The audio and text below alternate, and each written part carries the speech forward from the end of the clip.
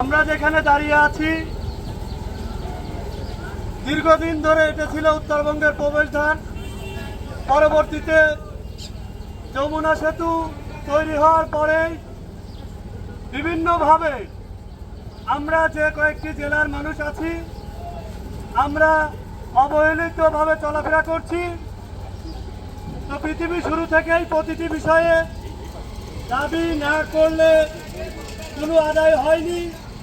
তারই প্রেক্ষিতে পাবনা জেলা উন্নয়ন ফোরাম দীর্ঘ কয়েক বছর ধরে আমাদের উত্তরবঙ্গের প্রাণের দাবি, বিশেষ করে পাবনার প্রাণের দাবি আরিচা কাজিরহাট দৌলতিয়া ওয়াই আকারের যে সেতু নির্মাণের দাবি, এটা আমাদের প্রাণের দাবি, এটা আমাদের এলাকার উন্নয়নের দাবি, এটা আমাদের এলাকার সুযোগ সুবিধা সঠিকভাবে প্রাপ্যর দাবি।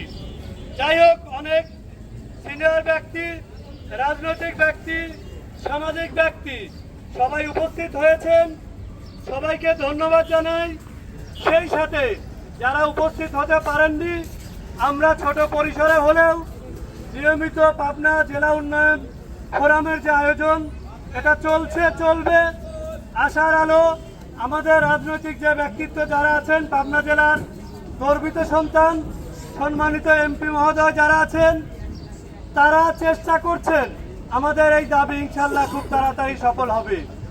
আমরা চাই বেশি কথা না বলে সবাই যার যার মনের দাবি এখানে একটু বলবেন এবং আগামীতে এই ধরনের আয়োজন করলে সবাই স্বপ্রণোদিতভাবে উপস্থিত হবেন। সর্বোপরি আমি আবারও ধন্যবাদ জানাই। আমাদের মাঝে উপস্থিত আছেন অ্যাডভোকেট জাহাঙ্গীর হোসেন, যিনি পাবনা জেলা উন্নয়ন ফোরামের সাধারণ সম্পাদক। এছাড়া বিভিন্ন সংগঠন থেকে যারা এসছেন, রাজনৈতিক ব্যক্তি, সামাজিক ব্যক্তি।